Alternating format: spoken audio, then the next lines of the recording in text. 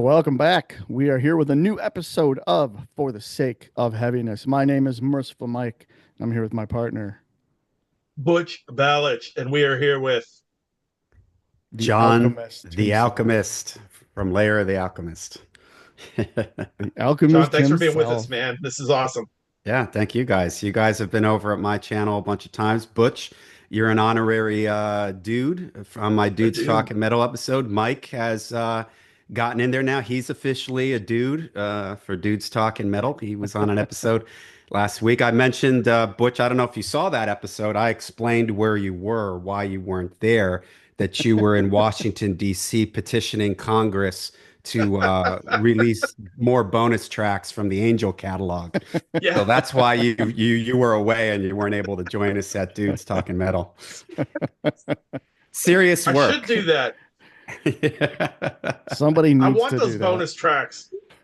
Damn it. Somebody has to do it, and you're the guy to do it. So Right. Well, actually, we're going to return the favor. The last time that Butch and I were on your show, John, you had everybody pause and run over and subscribe. So, everybody, right now, stop what you're doing, hit pause, run over, and subscribe to Lair of the Alchemist. Yes, do it's You awesome. will not be disappointed. Constant watch for me. it. All right, today's episode is all about your listening habits and how you go about listening to your music. What do you do? Where are you? How do you get ready?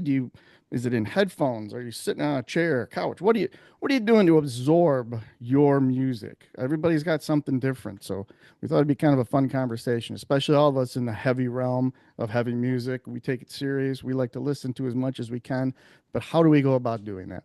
So John, I'm going to let you start. How do you go about listening to any type of music, any type of format? What is your listening habits? Well, I have a couple different, it depends on the situation. This is my music room that I have behind me. I've got all my vinyl in here that direction is my turntable. So of course, when I'm listening to vinyl, I'm in here. I used to have the room right over there is sort of our main room of our house with our kitchen and living room. And I used to have a turntable out there that I recently gave to my son. He's living on his own now. So I used to be able to listen to vinyl while I was doing the dishes, making dinner, folding clothes, all that kind of fun stuff. So I pretty much had vinyl. If I was in my house, I was pretty much listening to vinyl. Now I only have the one record player here in my music room. So when I listen in here, it tends to be maybe I'm organizing stuff in this. Like one of my favorite things is I put a record on and I'm cataloging what I've got, recent records that have come in. I'm putting them in my Discogs account. I'm organizing my room and stuff like that. But then other times I just sit in here and put a record on and Sure. listen to it. I've got a little stand over here with my recent vinyl grabs that I always, because I have a rule.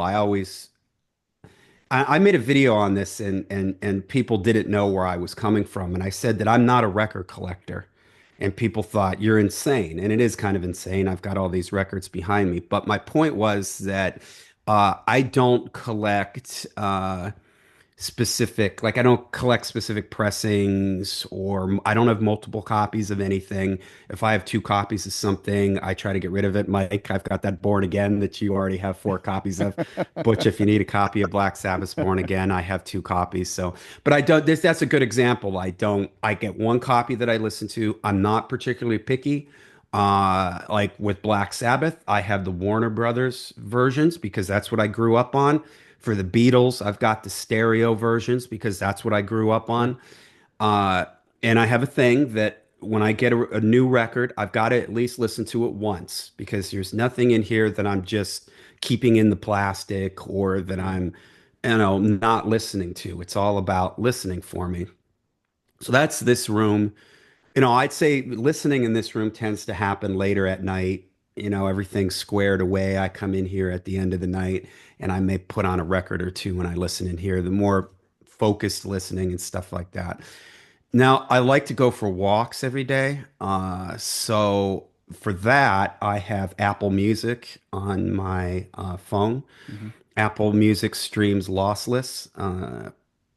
I have some wired headphones. I use this, I don't know how into the weeds we want to get with it, but I use these are called KOSS headphones, KOSS Hmm. headphones. And I have wireless ones, I have wired ones. So if I'm out walking around or if I'm in my car, I just bought a new car about 6 months ago that does not have a CD player.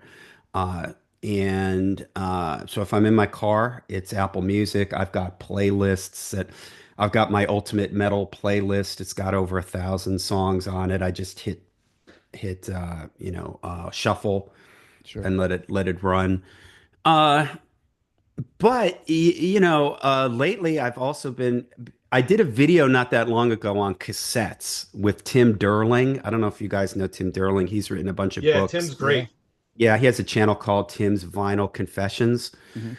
Really cool channel. Everybody should subscribe to that also. And Tim Definitely. is a media guy. He wrote a book on 8 tracks. Yeah. He likes to have whatever band he's into. He likes to have every format he can get his hands on Sure. for that particular band. So it sort of got me on this cassette kick. And I've been looking for a cassette Walkman because I would like to be able to, when I go for my walks, to just take a Walkman with me, and go completely analog. In fact, once I get this cassette Walkman, and I haven't done this in a while, maybe you guys would like to join me on this. I do on my channel something that I call music challenges. And one of them, for instance, was that I was going to listen to an album every day for 7 days straight. Not the same record. Every night I'll listen to one record, but with no interruptions. No Yeah. phone, no computer in front of me, sitting in a chair listening to a record. That was a challenge I did years ago. This next challenge I want to do is 7 days all analog. Nice. No, no digital, no. So I'm waiting to get this cassette Walkman because I go on these long walks and I want to have something that I can listen to when I do this. And I've accumulated a couple cassettes. I've got some Judas Priest cassettes. I've got a Black Sabbath I've got about 10 cassettes left over, that I can listen to. So my listening is really comes down to in the house, it tends to be the records, vinyl. And when I'm out, it's Apple Music through my phone. In my car, it's Right. Apple Music. If we're away somewhere, something like that, I've got my phone with me. I do also have my iPod. Sometimes I get into an iPod kick. I've got a bunch of CDs that are first pressing, original CDs, Hmm. pre-Loudness Wars that I have loaded into my iPod. So sometimes I take that along with me too. So it's real situational. In an ideal world, I would be able to listen to my vinyl records everywhere if I could, wave a wand. But as we know, vinyl isn't the most portable Yeah. format. So, it tends to be limited to when I'm here at the house. But Sure. Gotcha. All right. How about you, Butch? Well, um, the room over here, to my rights, is actually my living room, which we're slow.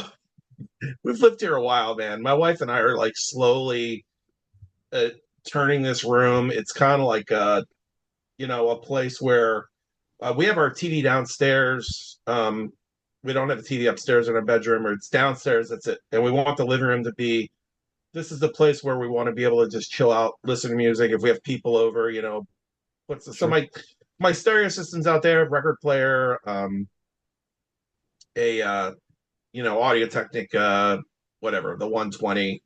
I'm not the most technical guy. I just like look shit up, and if it's if it's got a good rep, what's a good turntable. Right. I started with when I got back into records, I started with the like the LP 60 and then went to the LP 120 for years. I like years ago, like in the 90s, I had like in the 80s, I had my dad's stereo. I bought records, but I also started buying, like John was just saying, like in the 80s, man, it was like you can't take your record player on the school bus with you or in your car with you. So it was like I had my mom bought me one of those Sony Walkmans, the yellow, Yep. Mhm. that doesn't bounce around as much. The sports one, you can tell how athletic I am. So I had the sports Walkman, and I bought everything. Anything brand new, I mostly bought on cassette, which years later, it's like, now you wish you had, now I wish I had the vinyl, but in Yeah. part because I wish I had the vinyl, also in part because stuff I've gotten rid of that I had on cassette, like if I had it on vinyl, I'd be a millionaire. Right. Not really, but I mean, it's worth a lot. Yeah. So I listen to cassettes all the time in the 80s, in the car, on the bus, like I had headphones on me at all times, like when I was riding with my parents or whatever, because I wasn't going to listen to my mom listened to country music, which I hated at the time, or Q100, which was the pop station. So it was cassettes. When I was even younger, I did have some 8 tracks early on, but I only ever had like Kiss Destroyer and then the Beatles' Abbey Road. My cousin, I'd go to visit my grandparents, and one of my mom's cousins had one of those old 8 track players that looks like a dynamite plunger. Yes, I Um, remember those. Yeah. and so I took that, like he let me borrow it, and he had the Beatles' Abbey Road. I listened to that like over and over and over again. So I've been like through I think I've been through like all the formats except for reel to reel. Um, so cassettes were my main thing in the 80s. You could make, that was the day of the mixtapes. I was, you know, still not the best, the most handsome guy. So instead of like being out on dates, sometimes I was making mixtapes sitting in front of my stereo, like making mixtapes. And I, used to tape songs off the radio, sit there like waiting Oh Sure. yeah. for you guys have talked about this stuff before. You wait for that, for the DJ to stop talking to get hit. Waiting for that song to come up. You'd say that this band's coming up, and you're sitting there waiting because you're waiting to catch it. And modern So it's all DJs cassette. always talked over, like if you had Oh, your big local radio station, they always talked over the front of They're the trying to hit the song. post. Yeah, yeah. exactly. Hey, this is WKRZ, Wilkes-Barre, Scranton, and tomorrow night we got blah, blah, while the song's playing, and they Yep. drop out like right before the vocal came in. Yep. That's why I loved college radio, because college radio would go, now we're gonna play a song by Wasp, and they would just Yeah. play it. You didn't Yeah, have to deal with these regular mainstream DJs. yeah. But so I have the stereo out here. I'd like to spend more time sitting. We have a nice. We got a couple of. There's a nice couch out there that we can just sit and chill on and put records on. A lot of the time, when I'm in there listening to records, it's because I'm working. Like I was in there today, like going through some stuff, putting some records away, moving some stuff around, going through like old magazines, getting rid of pitching stuff. So that's a good time for me to like put. I like to have records on while I'm doing that. It's a time to go through like all the stuff that's coming into the house. Like John said, I have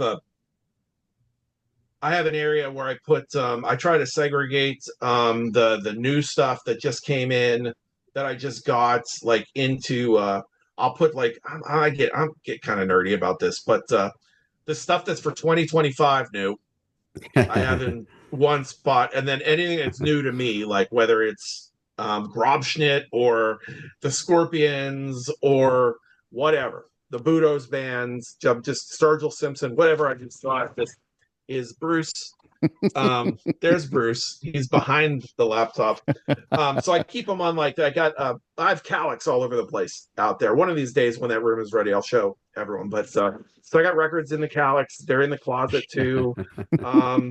And so yeah, but during the day, like and during the day, when I'm working, I work from home, and I'm allowed to listen to work. Now this goes back to even when I was working in the office still.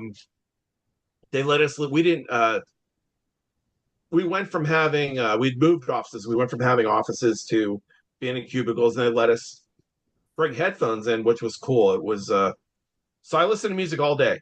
And obviously it's through, I use Spotify for that. You can come at me if you want, but Spotify, every Friday I do the same thing. I look at what the new releases are, what's new in metal.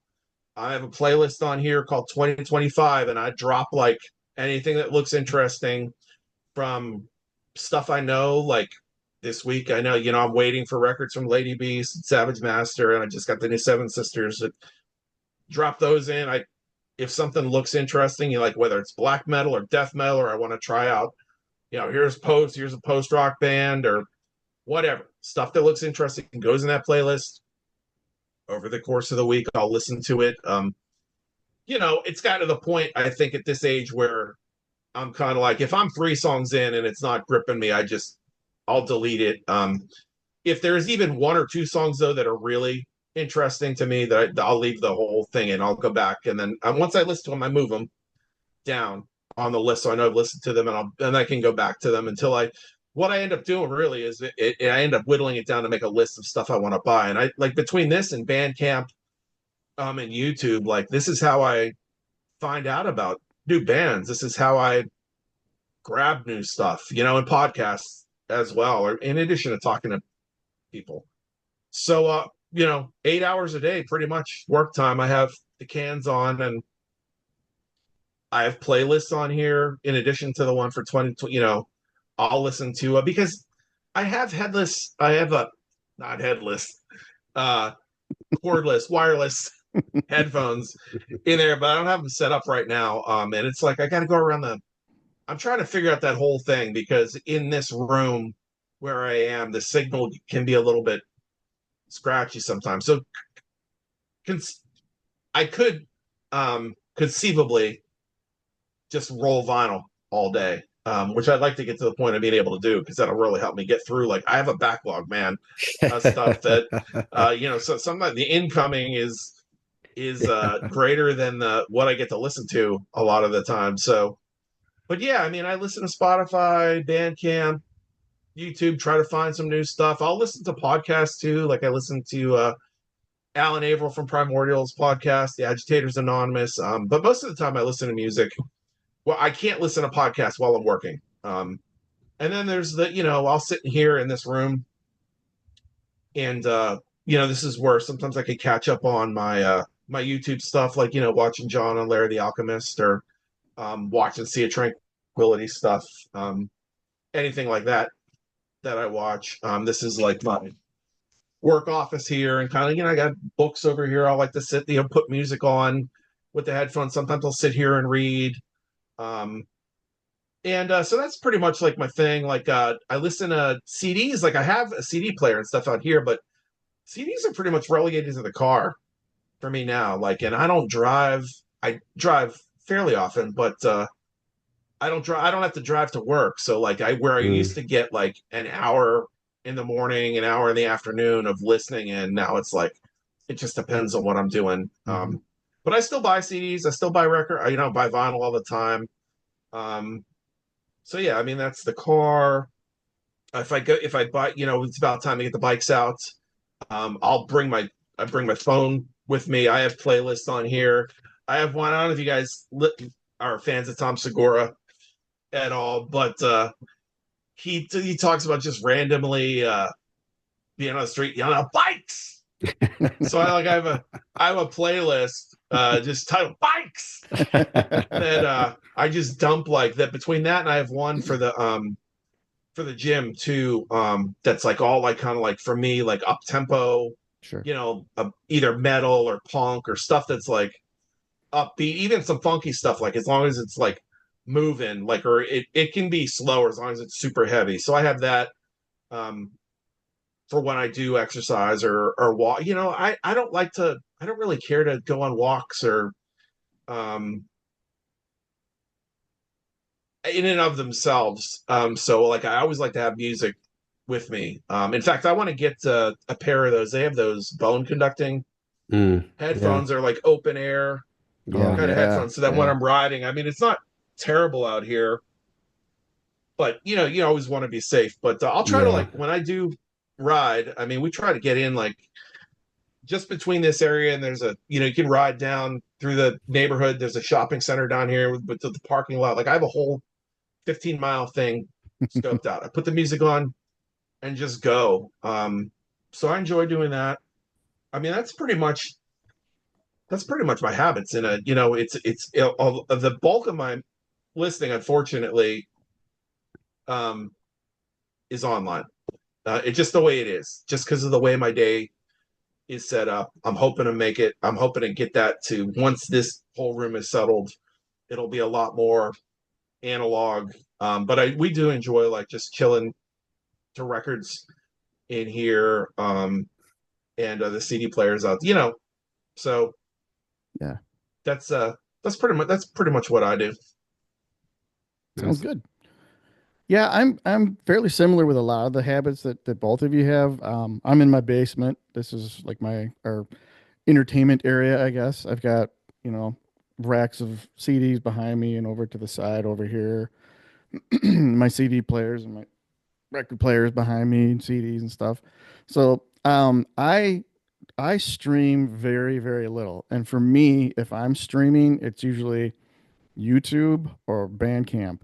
And like right over my shoulder here, I've got what's called the Andover Songbird, and it's hooked up to my whole stereo system, and it just works off your phone. And like literally, like when we have friends over, like I'm sitting, I have a big table here with six chairs, like almost like a dining room table.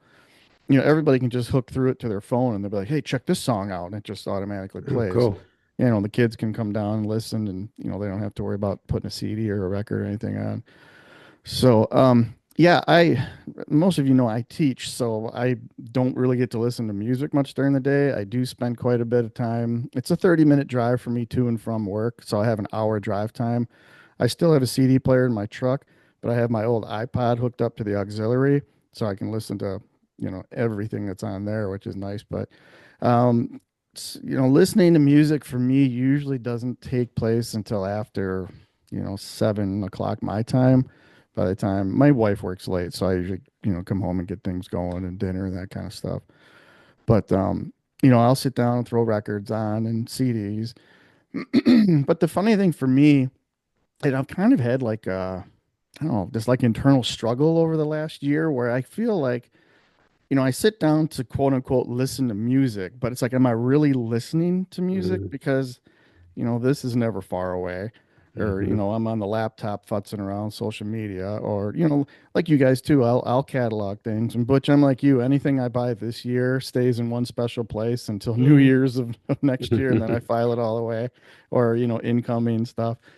So I've been in my head for like the last year. I've been thinking, I really want to kind of try to go back to like the real, true listening experience, like your challenge, John, where you sit down and listen to an album with absolutely no distractions. Mm-hmm. Because I think back to when I was a kid, that was such a like a joy for me. I think back on that very fondly, where I would sit down and listen to an entire album like over and over and over, and you knew every little Yeah. nuance of that album. Or like John, like you mentioned in the cassette episode, you waited for that little click to come on. That was just Yeah. Yeah. ingrained. You knew it was coming. So I guess part of me is kind of trying to figure out a way to go back to like really doing that, where I just sit down and listen and absorb, an entire album, at one time, and just, enjoy the piece of music for what it is instead of being distracted Hmm. with folding laundry and this and that and stuff. But otherwise, we've got Bluetooth speakers kind of throughout the house. So if anybody gets the itch to want to listen to something, they can just click on. And we've got a JBL for like when we're out in the yard, we can crank some tunes and stuff like that. But yeah, that's my main listening habits, is being down here where everything is. And it's usually later at night. And then, weekends, of course, you can open that up a little bit more. So I think we're all kind of on the same page as far as that goes. When you mentioned finding the time to listen to records, listen to music with undivided attention, part of it too, and I've talked about this on my channel, that I go through these phases where I kind of put the brakes on my buying. I'm just like, I'm not buying Sure. anything. I'm going to try to appreciate what I have here.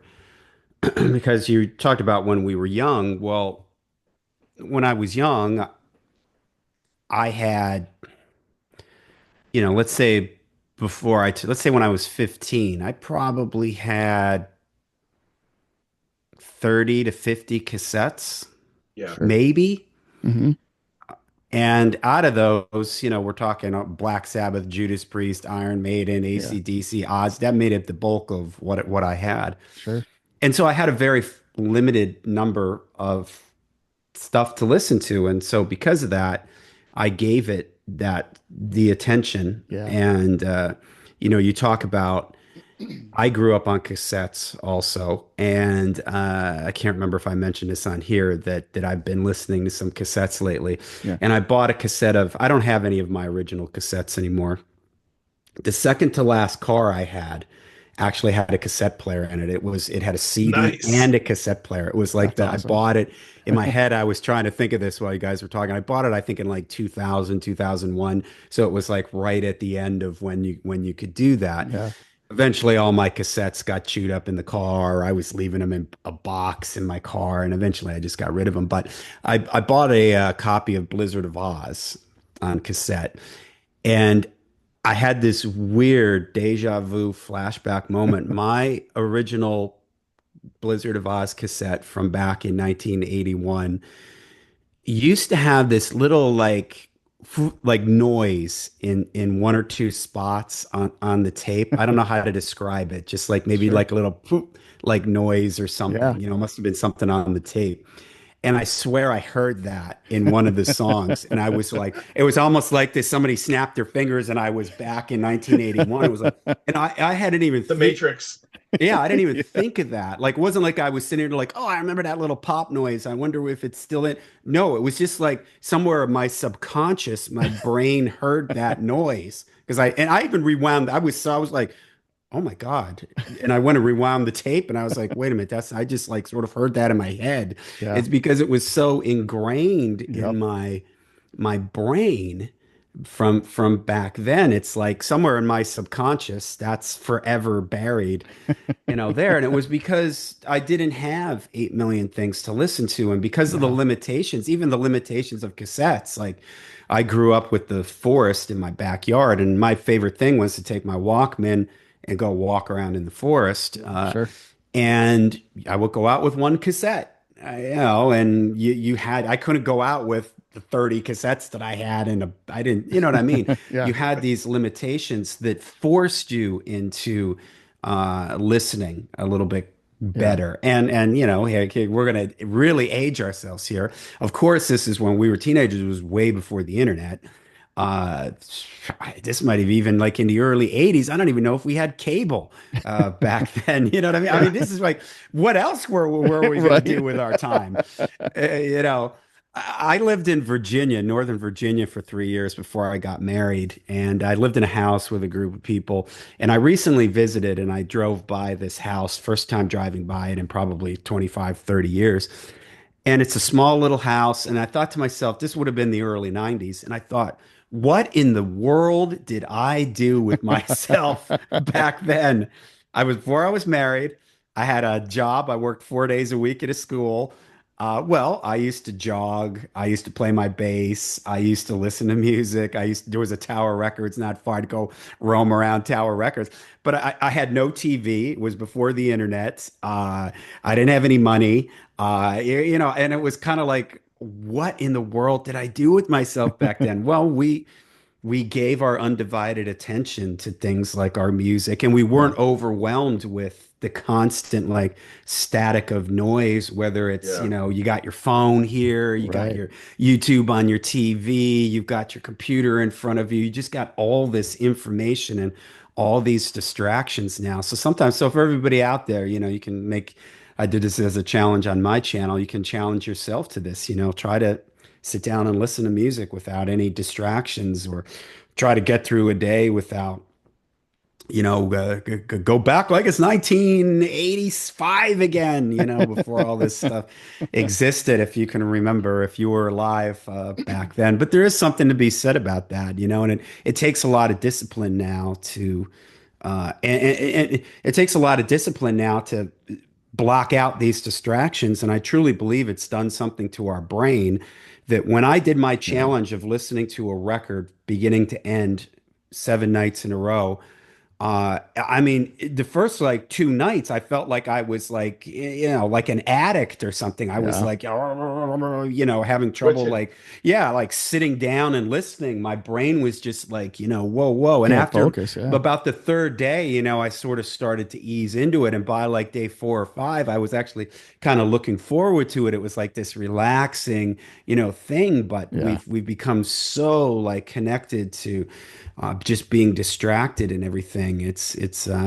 It's something that I miss. And like you, Mike, I'm always kind of trying to go back to that time when I had Yeah. that innocent joy, Yep. when it really meant so much to me. And that cassette of Blizzard of Oz, man. Yep. Wow. I think it's somebody might have been on the dudes we were talking about. I mentioned that when I got Defenders of the Faith on cassette, I snuck my Walkman into my school bag. We weren't allowed to have them at school, but it was like, how do you expect me to get through a 6 hour day without Yeah. listening to Defenders of the Faith? So I remember being at lunch, like, oops, I dropped my napkin, and like putting the headphone on, like, heavy duty. Yeah, it was like I gotta listen to it at least, even if it's just for a minute, you One know. chorus. That's a really good point. What you brought up, though. When we were teenagers, and I think all of us can speak to that, your funds were pretty limited. Yeah. So your collection, in turn, was fairly limited.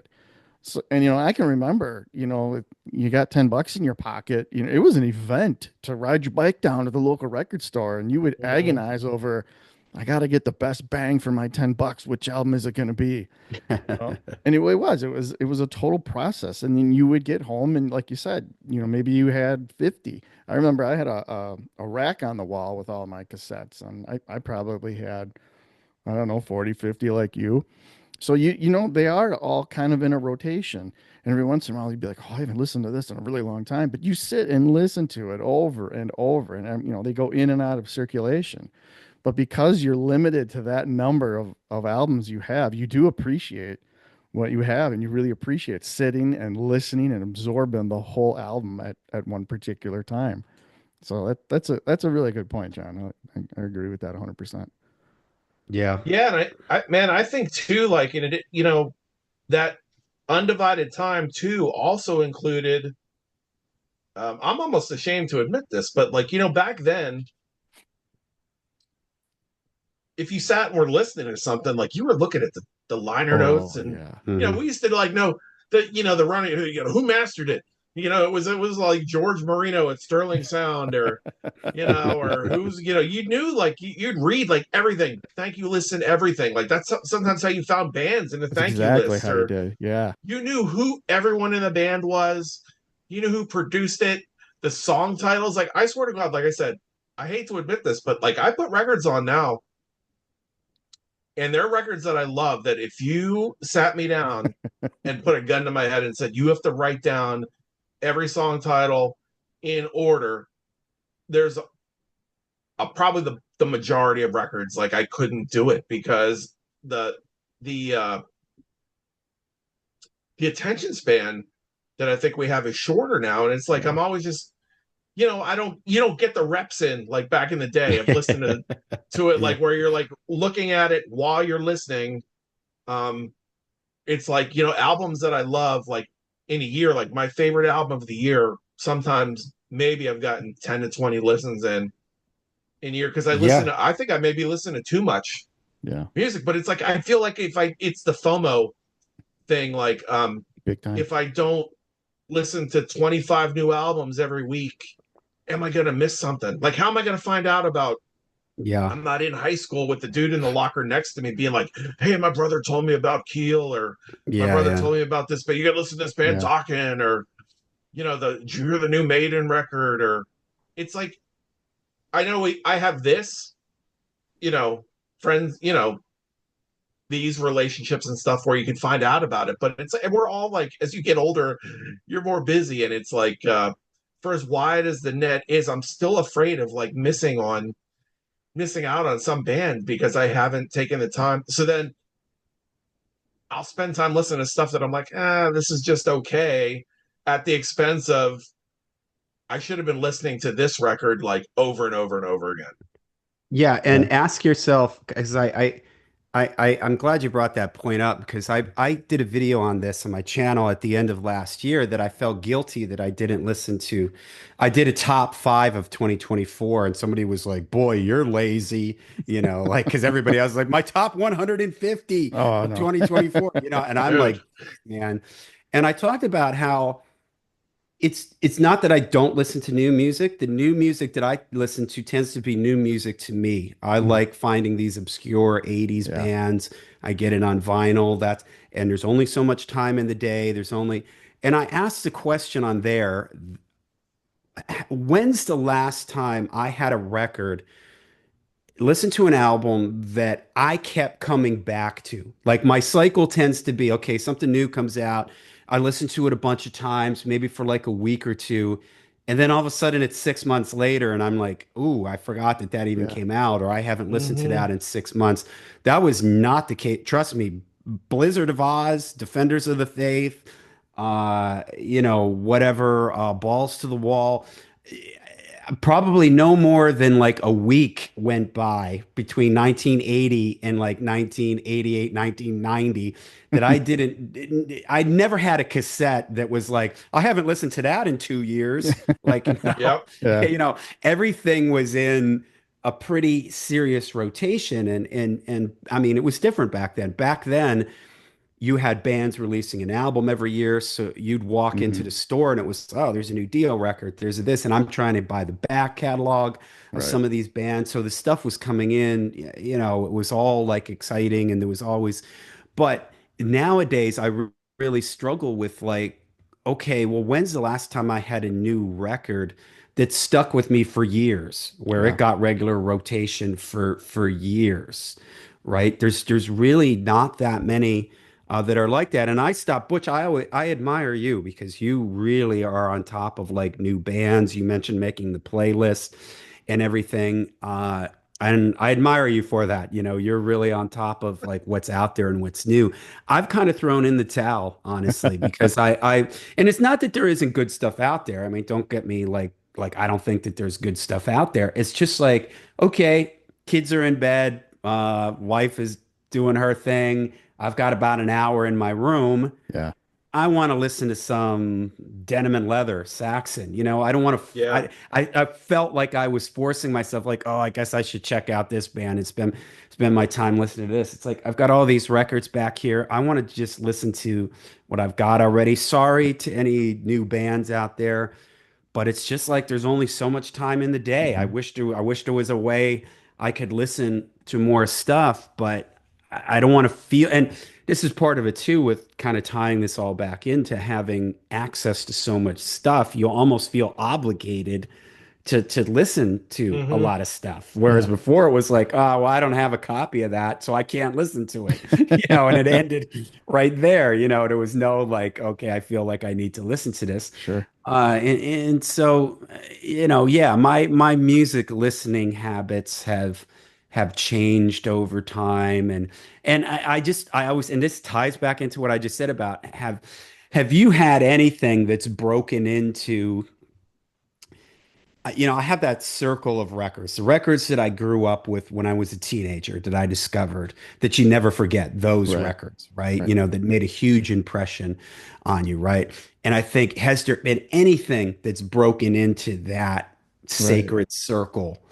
Uh, Whereas we could be done here and I'll throw on Blizzard of Oz and enjoy it just as Yep. much as I did when I was 14.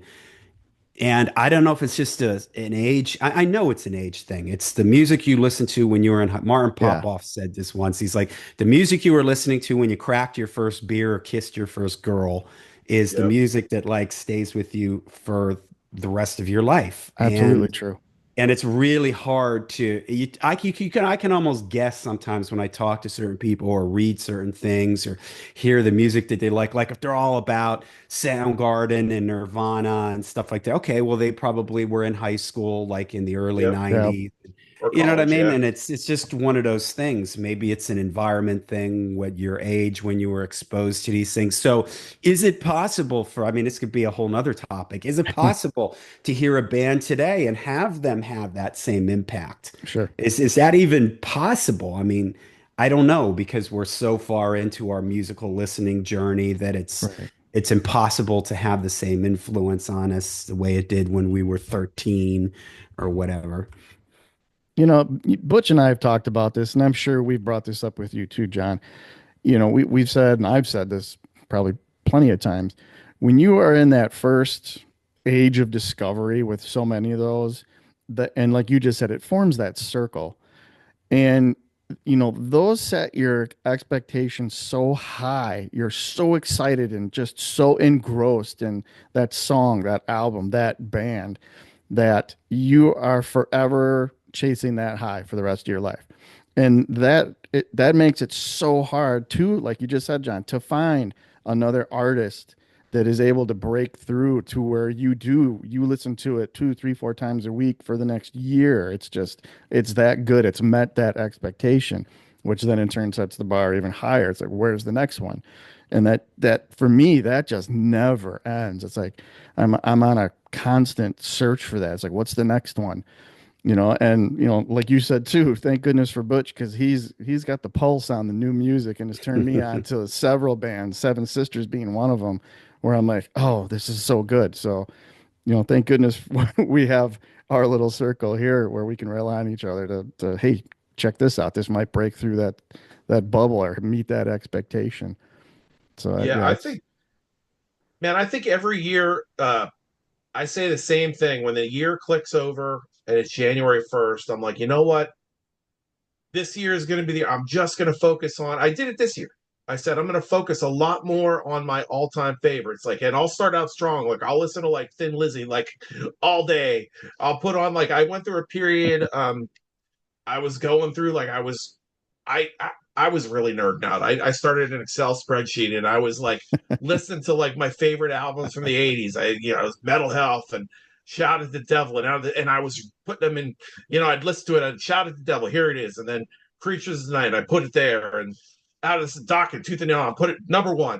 And then these records, and I'm putting them in order, Angel's first record. Yeah, oh, that's going up here, and then Hell of a Man, well, that's slightly lower over here. And I was just being a nerd, like I was gonna do this thing like over the course of the year where I was like tracking like my favorite records of all time so I could have this list. But I don't even know where the fuck I was going with this.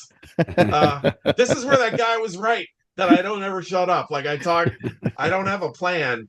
Um You've backed so yourself into a corner now, Butch. you got to get I'm out. so embarrassed. I'm so embarrassed, but oh, I know what it is.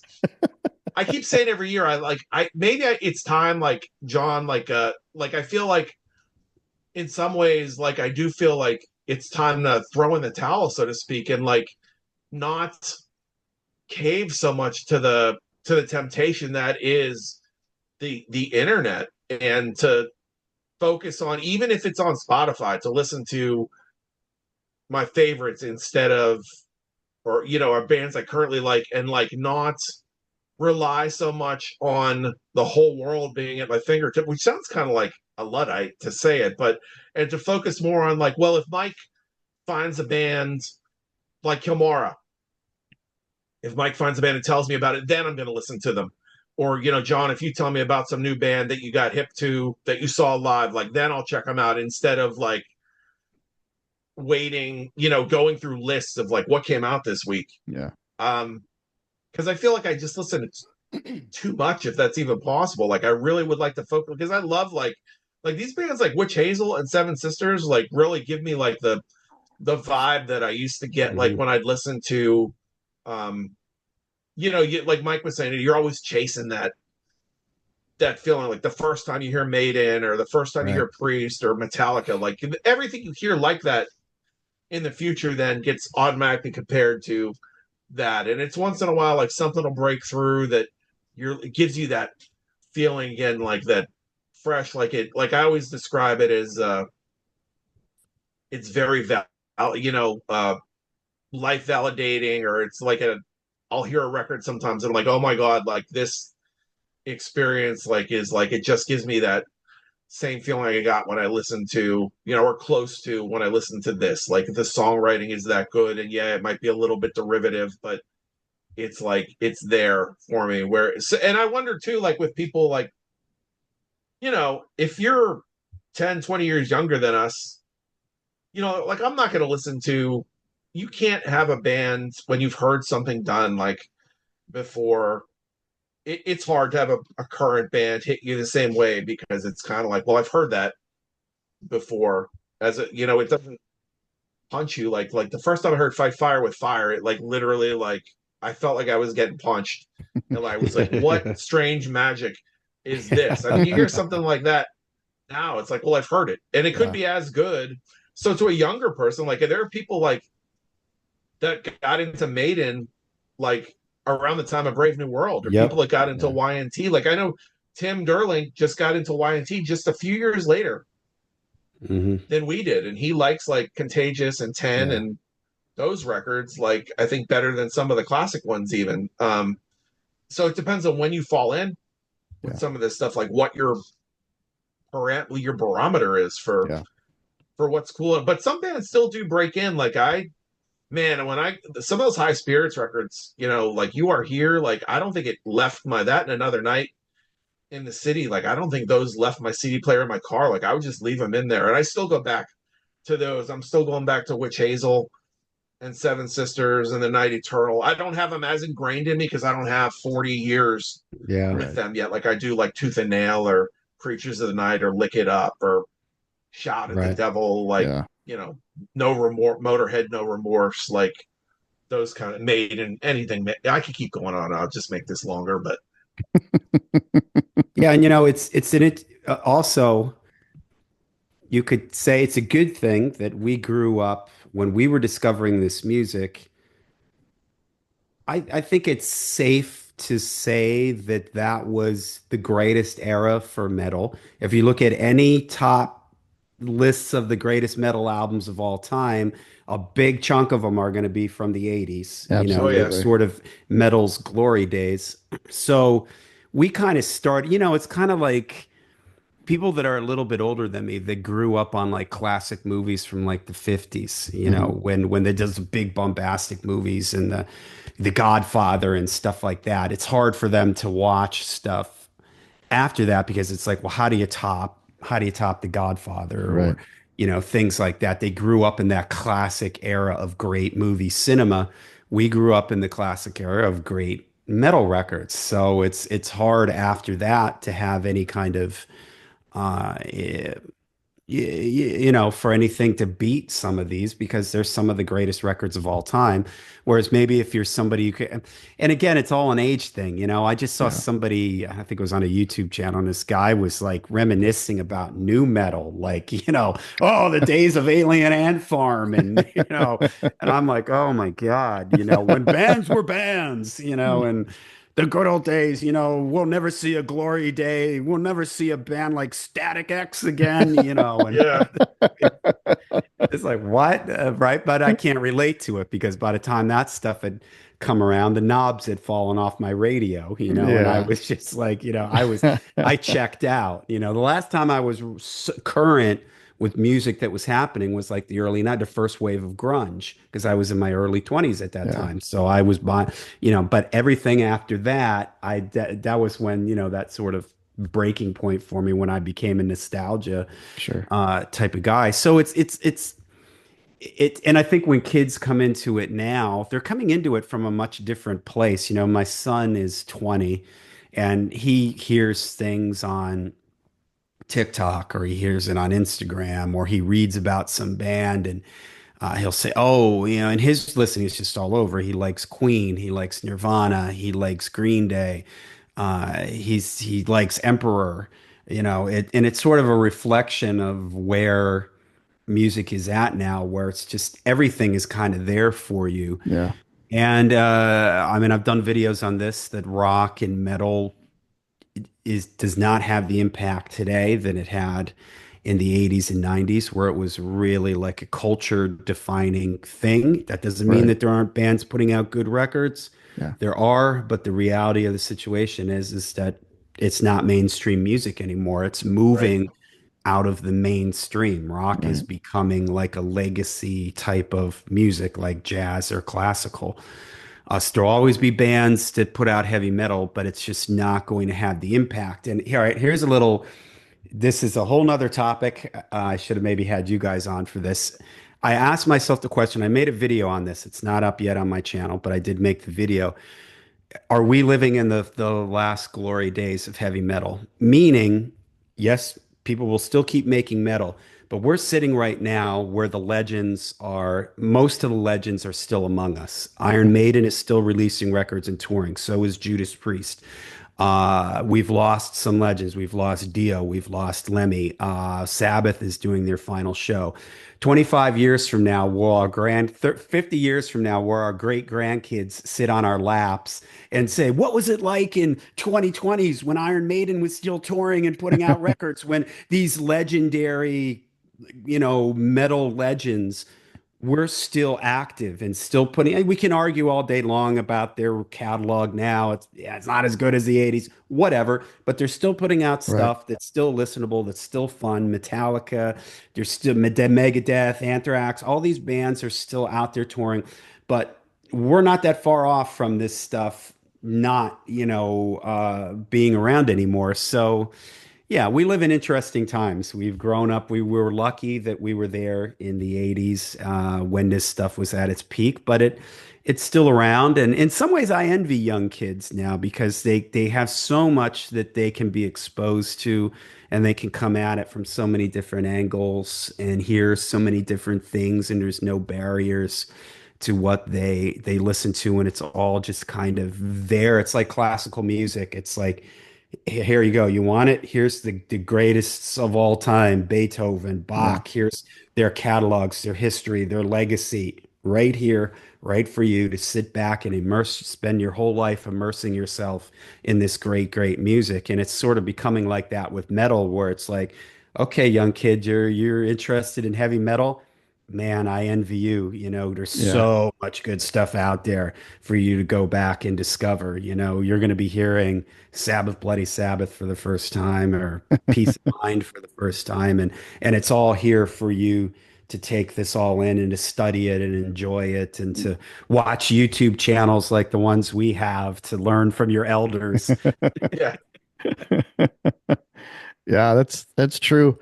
My son is in a band now. Him and his buddies have had a band for close to 2 years, and they are, they eat, sleep, and shit metal. It Nice. reminds me so much of myself and my friends back then.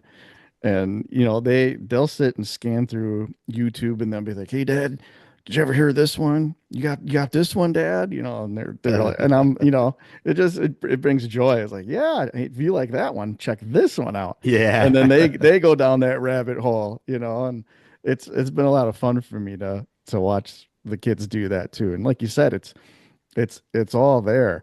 And it's kind of funny that you brought that up because literally just last night, my brother-in-law and I were discussing, once these so-called legacy bands have kind of faded into the background, who are the up and coming bands, or who are the established bands that could possibly move into that role? I mean, I guess that this is a whole nother topic too, but we've like really, really had a hard time coming up with anybody that could fill a role of, Judas Priest or Maiden or Sabbath or back then, your Led Zeppelins and Deep Purples, the bands that you bought the album, no matter if it sucked or not, you bought it. You were in. And we were like, man, I can't think of a single one. I mean, he kind of made an argument for Foo Fighters, I guess. But The outside of that, I'm like, I can't Ghost, think of a single. maybe. Yeah, I was Yeah, just gonna yeah, say the thing is that I guess the thing is we're looking at it through our eyes. Um, yeah, and to me, like, and I don't mean this as an offense to anyone out there who like I first of all, I happen to like Ghost, but your two big arena bands right now that have kind of like, regardless of sales or whatever, that are getting the that are kind of like carrying the mantle of what people consider to be like your arena metal bands are like Ghost, who we can it's a different argument about whether they're metal or not. The fact of the matter is they're You're huge. playing guitar driven, Right. dark And right. themes. They're in the the arena. other They're in the realm Yeah. of that. yeah. Sure. And the Yeah. other band is Sleep Token, who just sold I was out their just gonna whole say fucking them. arena tour. I Yeah. don't think they're metal. No offense to anyone. That's just my opinion because I'm older and there's aspects of it that are, but to me it sounds more like there's way more of a pop Hmm. vibe going through it in the writing or whatever. But the fact of the matter is, their scene is kind of like um, a heavy band, and they're playing arenas. Like, Yep. and that's the thing. Like, we're not going to see. It's like in the '80s, man. it wasn't Blue Oyster Cult. It wasn't a direct replacement for Blue Oyster Cult that ended up in the arenas. It was Right. Motley Crue. It was Rat. Yeah. It was, White Snake. It was Maiden. It wasn't Foghat. It was the stuff that was Yeah. popular. There are people in the '70s that like shit on music by bands in the '80s. Oh yeah, Hmm. I'm glad you made that point because if you were in high school in the 70s and Deep Purple was your band and Led Zeppelin was your Yeah. band, Rat, Motley Crue, Dokken, that stuff was horrible. That's not rock. That Yeah, stuff That's stinks. And that's so crap. for Yeah. every generation, and this is I'm glad you brought up Sleep Token because I was going to bring them up if you didn't. And I've got a video in the works on them that I'm calling it Sleep Token, are they the future of metal? And I know that people aren't going to like that title. People are going to really disagree with that. But uh, I had a viewer on my channel comment that he was talking to me about Sleep Token. We were having an outside of the channel conversation, and he mentioned that he's like our age, and he mentioned his like daughter or something loves Sleep Token, and he says, they don't sound like heavy metal. And his daughter, they're not heavy metal. They don't sound like heavy metal. And his daughter said something like, "Well, but you told me that heavy metal is about breaking the rules. So aren't these guys kind of breaking the rules?"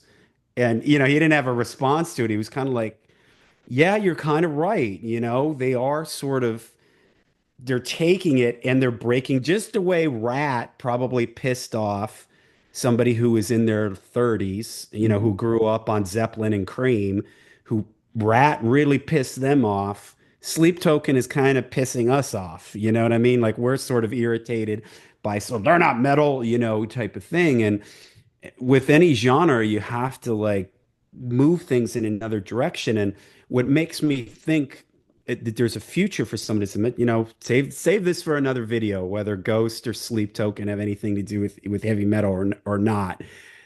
At the minimum, I think we can agree that they are potential gateway bands to heavy metal. Okay. Whether you think that they're heavy metal or not, they can be a gateway band. They're adjacent, they're in the same universe, the same orbit. So people could listen to Sleep Token or Ghost and then go on to discover something else. Did a little research on Sleep Token, typed their name into YouTube. Apparently, they just released a single or something recently. Video after video after video after video of teenagers, girls and boys, freaking out over the latest Sleep Token song.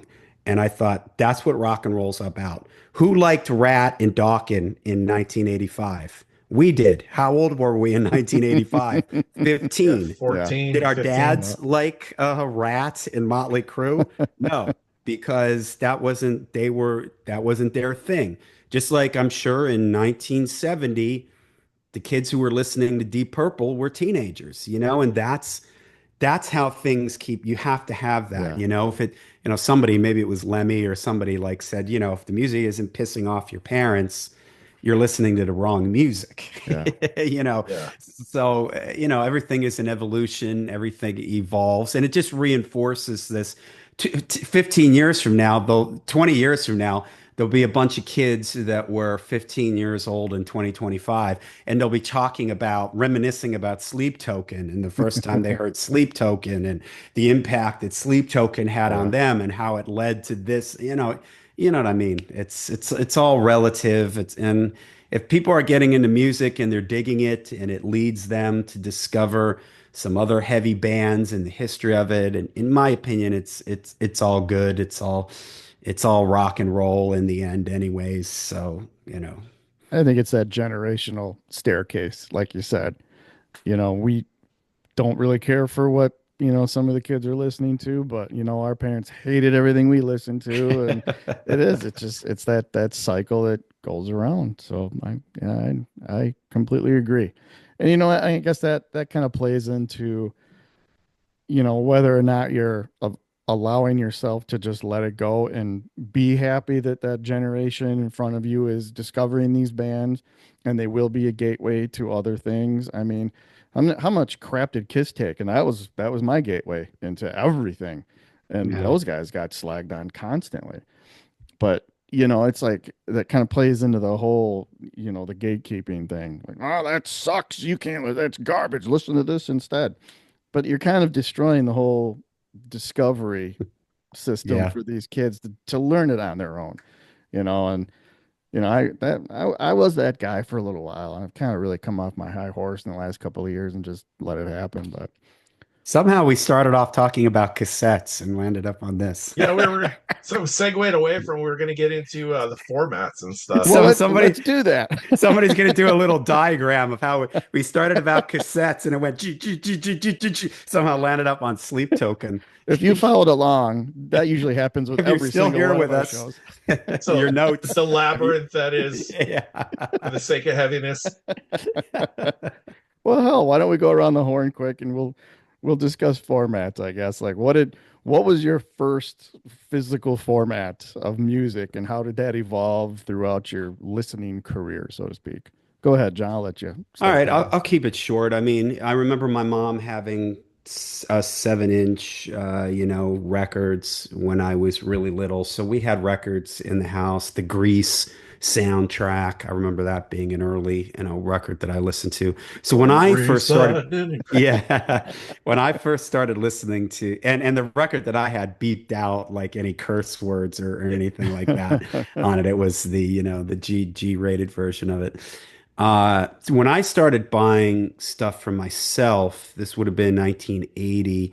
I briefly was buying records. So I had maybe 15 to 20 records, but then I pretty quickly flipped over into cassettes because my logic was everybody said, well, you could buy a blank tape and you could record your records. Well, the problem was is that I had very little money. So the $2 for a blank tape was $2 that I could put towards getting a new cassette. Right. And my logic was I had a Walkman, so I could take this with me. So I transitioned from vinyl really quickly into cassettes. I had an uncle, my dad's second youngest brother. He came from a big family, so he was only like 10 years older than me. Gave me a box of 8 tracks right around this time too. So I have memories of 8 tracks. My parents had an 8 track player in their stereo. But of my youth, from basically 81 to till I got my first CD player, which Mike, we did the video Mhm. on CDs. We talked about that, how I was kind of late to the CD game. So probably like early nine, maybe around like 91, I started phasing out cassettes and started doing CDs. And I was strictly CDs until about 2000 when I started getting back into vinyl. I had my wife's father had a record player that I took and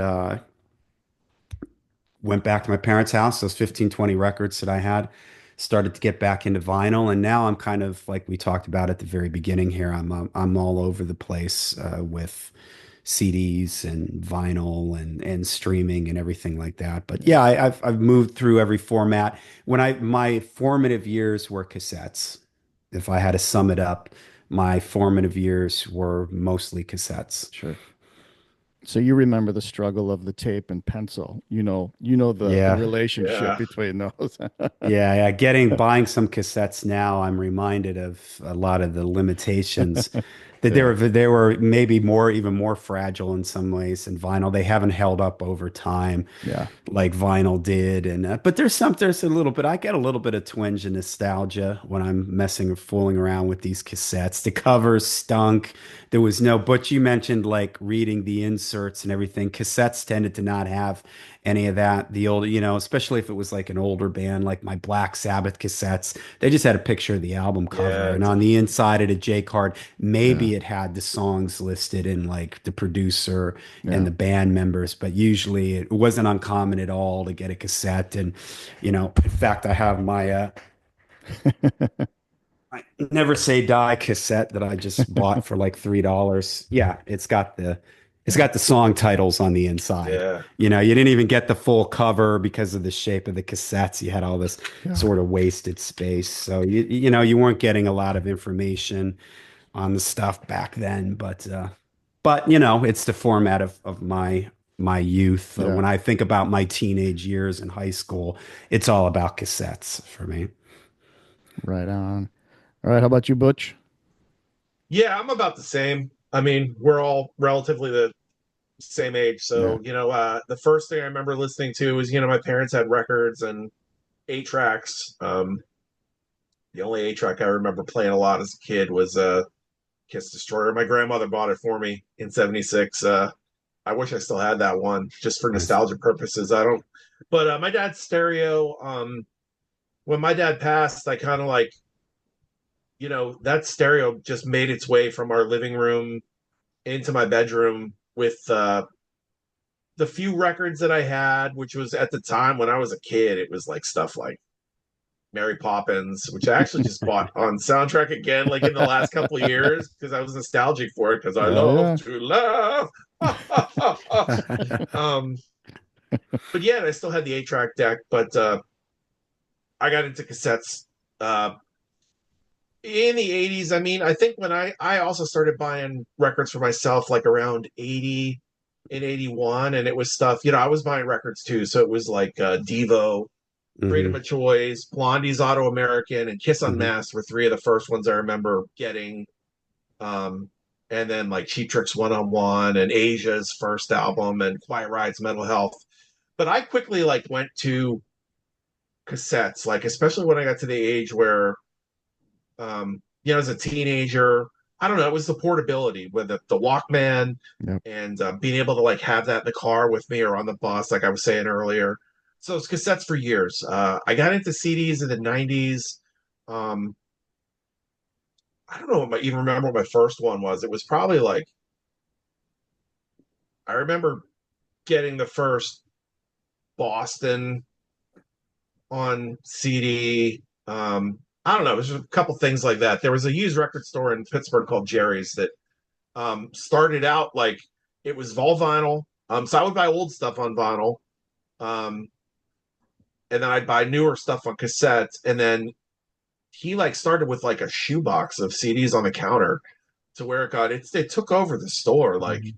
um, at a point. So I did the same thing. Like I moved from cassettes and some vinyl to vinyl, a little bit of vinyl, mostly like older, Queen, Thin Lizzy, Hmm. like the catalog kind of stuff. Like, but I was buying anything new that was coming, I was getting on CD, and I sold all my cassettes. Like, I think I have like maybe 50, 40 or 50 left, which is like stuff I can't get anywhere else. Mhm. Demo stuff or like local stuff. Like Mike and I just did an episode about that. So I went to CDs, and then I guess over the years, like if I could get it on, if it was new, I was mostly getting it on CD. And then it got to like I got back into my vinyl collection, really started growing. Um, and I started buying more new stuff on vinyl. Now it's my preferred. I prefer to get it if it's something I really like to get it new on record. Um, I'll buy it on CD if it comes down to it's the only way I can find it, or it's super expensive to get the vinyl. Like, and Hmm. vinyl's getting more expensive. Like, there's just some stuff. Like, if I got a choice between 15, $16 for the CD and $40 for the vinyl, plus now I had shipping with Mhm. getting stuff from Europe. Um, so I'm like a mix now. I'm mainly like probably like 75% vinyl, 25% CD, if that. And I like all the formats, really, man. I mean, I still get some uh joy. I still get joy out of cassettes if I put them on, like a band like Washed, like that we were just talking Right. about, Right. or Yeah. like I still love CDs. It's all about the music for me. I'm not kind of like a man. I couldn't. I'm not like a guy that puts together a stereo system based on Crutchfield and what the most current, the cutting edge of technology is. I'm like, if it sounds decent to me, like I do prefer. I'll be honest with you, like I do think vinyl sounds a little bit more warm, depending. But there's also like some vinyl like that doesn't sound as good that they rip them right from Yeah. the Yeah. CDs and Just press them and put them out that way. So it just depends. Like to me, it's all about does it still sound. I'm not like a snob when it comes to formats. I do like vinyl. I like the whole experience of vinyl. yeah. I guess is I like putting the record on and I like sitting with the cover and the Yep. art being big and but I like CDs too. So whatever floats your boat. I just like being into music. Um, and some stuff you can't get on any format other than like I don't know. It'd be hard to find. Like it just got reissues of like the Super Sister old prog band just came out. Like it'd be hard pressed to find it on, depending on Discogs, like um stuff on CD. Like I could have gotten this on CD for like $5 or under, but I bought it on vinyl. I Right. wanted the record of it, and it's hard to find now. Yeah. I had to buy it brand new. Um, and stuff like, like there's certain bands like Seven Sisters. Like for me, like I really wanted the record. I could have gotten the CD. I still got to get the last one actually on vinyl, but again, it's the shipping and stuff like that. It comes down to cost a lot of time for me. If I can Yeah. get it on vinyl and it's not cost prohibitive, I will. If I have to get the CD, like there's a Tease CD coming out, um, that I bought it on CD because it's not out. It's not coming out on vinyl yet. Um, I'll probably get the vinyl if they put a vinyl edition out of it. But that's where I am on the formats. I think there's pluses and minuses to all of them. Obviously, portability with vinyls, The and minus. having to flip the Yeah, record. that's the big Yeah. one. But I do like the experience, man, especially when you're chilling at home. Just Sure. I need You the know what's exercise anyway. a void that cassettes are kind of filling for me is, and I'll give you an example. This is a record that has never been reissued.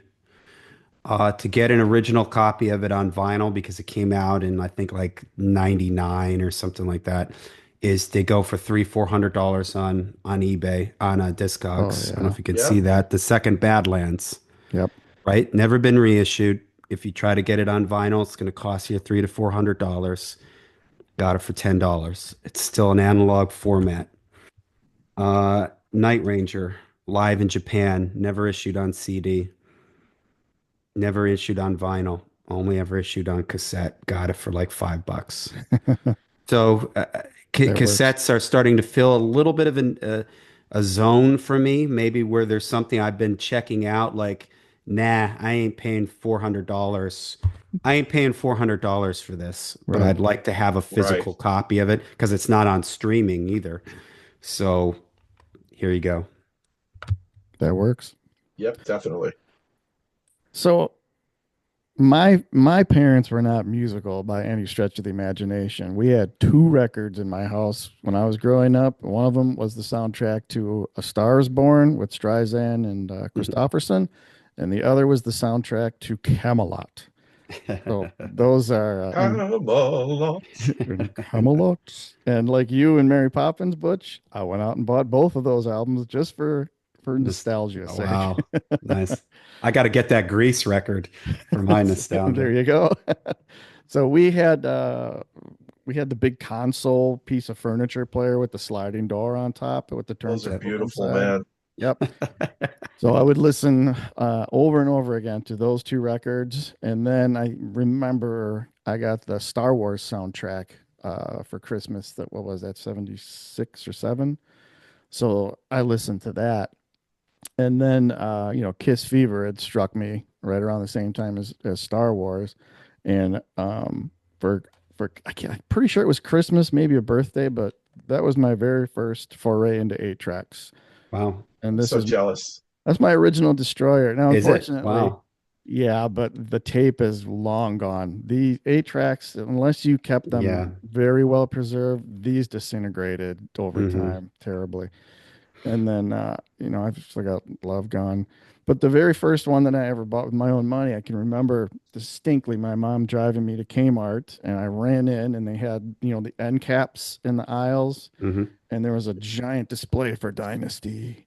And so this was my original right here too. Nice. Unfortunately, this one too, though, the tape is disintegrated over the years. So, and I had a lot of 8 tracks. I had a lot of Kiss, a lot of REO Speedwagon. I think I had early John Mellencamp. Um, but then the same thing, like a lot of you too, cassettes just became much more mobile. You could take them wherever you wanted to. My 8 track player was pretty mobile. It was a Sears special, and it looked like little jean pockets on both sides. and you could hit the button in the middle, it would split in two, so you could kind of like make a little stereo out of it. I'll have to post a picture of it, and Yeah. it had a little button, and you could click from track to track to track, and Yeah. but yeah, and I did have vinyl for a little bit before I went into cassettes. I remember having Metal Health. Oh God, I had that. I think I might have had out of the cellar on vinyl. I can't quite remember, but I went pretty quickly right into cassettes, and I stood firm on cassettes until the early 90s. And like we talked on your show, John, that's when I got into CDs. And unfortunately, I went all in on compact discs and sold every cassette I had. And just like you were saying, Butch, I had some awesome demos and local bands and stuff I'll never see again that I just kicked myself for getting rid of. And yeah, I was all in on CDs. And then in the late 90s, early 2000s, I actually had a CD store. I was part of the CD Warehouse franchise. And my collection exploded after that because, oh my God, I had first pick of everything that came in. And it was very hard to say no to a lot of stuff. So Wow. I've got my CD racks are on the other side of the room here. So yeah, tons and tons of CDs, and then actually that evolved back into vinyl probably 10, 15 years ago. If I'm thinking correctly, and it all sort of happened by accident because one of the guys I worked with, he had a crate of records, and one day, he showed up at work. He's like, "Hey man, you want these?" Because they're just taking up space. And they were like all first pressing Priest, Maiden, Wasp, Damn. Nice. Fastway. I mean, like I was like, yeah, I'll take those off your hands. So that kind of spun me back around into, man, that'd be kind of cool to get back into vinyl. And then speaking with, good folks like yourself and our friend Darren, and I just, Mhm. the whole vinyl thing kind of took over again. And now I'm sitting behind 12, 1,300 records again. So, um, yeah, and just recently too, for a long time, vinyl was definitely, and it still is. It's my preferred format. I think as we've aged and our ears are become more fine tuned, I think we can say we prefer the sound of vinyl over just about everything else. But I have kind of come around to CDs again now for a lot of the same reasons that you guys talked about. As far as cost goes, and sometimes being lazy or whatever. It's just nice to throw a CD in. You don't have to get up and, flip the record around, especially if it's like a two LP, you know, set and Yeah. Yeah. there's only one song on each side. And it's like, Jesus Christ, I just put this on. So, so And yeah, you I've, can buy CDs for used cheap. CDs. Now, the price of used CDs reminds me of when I started collecting vinyl in, 99, 2000. Right. I was paying 7.99 for all my Maiden, Priest, Dio, Sabbath, Ozzy. Mm-hmm. I was paying 2.99 for my Grand Funk, Frampton Comes Alive, Boston, Yeah. all that stuff. And now, of course, you can't, you held Right. up that Cars record. That was a 2.99 record at Double Decker. Uh, Now it's like you'd probably pay 15 to $20 for that, a used copy of that Cars record. So it's new vinyl is 30, 35, $40. So I miss sort of that thrill of like being able to go in with 20 or 30 bucks in my pocket and walk out with a lot of vinyl. Yeah. But Yeah. you can still do that with CDs. You can still do it to a certain degree with cassettes. You can get the cassettes for, depending on where you go, $5, $7. Yeah. So there's something about that too, sort of that excitement of being able to grab a bunch of things, have a stack of CDs that you can listen to. Unfortunately, with vinyl, it's gotten so expensive that it's hard to Yeah. have that, go into a store and walk out with five, six, seven records. And if Right. you do nowadays, you just dropped, $150. That's Easy. true. Yeah.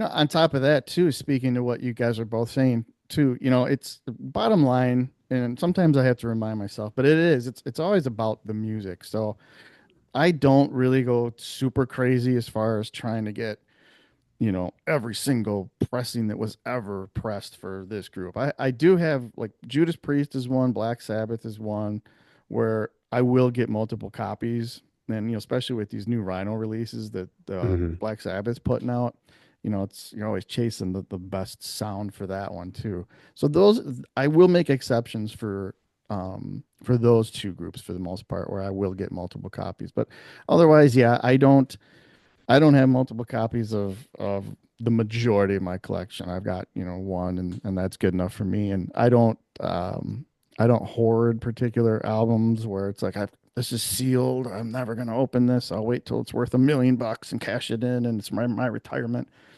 No, I always play them. I don't keep anything sealed up or anything like that either. So, Yeah. well, all right. I think we can probably wrap this. We can put a button in this one, man. I think we've talked formats, we've talked listening experiences, and so much more. We talked sleep token. And Sleep Yes. token. We added the adequate amount of controversy. We've gone everywhere from 8-track to Sleep Token. We even talked about new metal. Yeah, that's right. Plenty to get angry at us about in this Yeah. episode. that gatekeeping episode draws closer every time. The gatekeepers are sharpening their pitchforks and they're coming at us. They've got their That's right. torches. They're pillaging the village. All right. Well, John, thanks so much for joining us. It's always a pleasure to have you on and Thank you, talk guys. metal Absolutely. and all things heavy. So, everybody, please, after we sign off here, check out Lair of the Alchemist and hit that subscribe button. And also tell us about formats that you enjoy. Which ones are you listening to the most? Tell us about your experiences and how you listen to music. Post it in the comments. Love to hear it. Like, subscribe. And any parting words from my fellow metalheads here? Stay heavy, stay metal. Right. All right. And then we will see all of you on the next episode of For the Sake of Heaviness. Yeah. Oh, I forgot to chime in on that. I was Always waiting, Butch. I was waiting. I was like, oh, he's going to let me do solo on this one.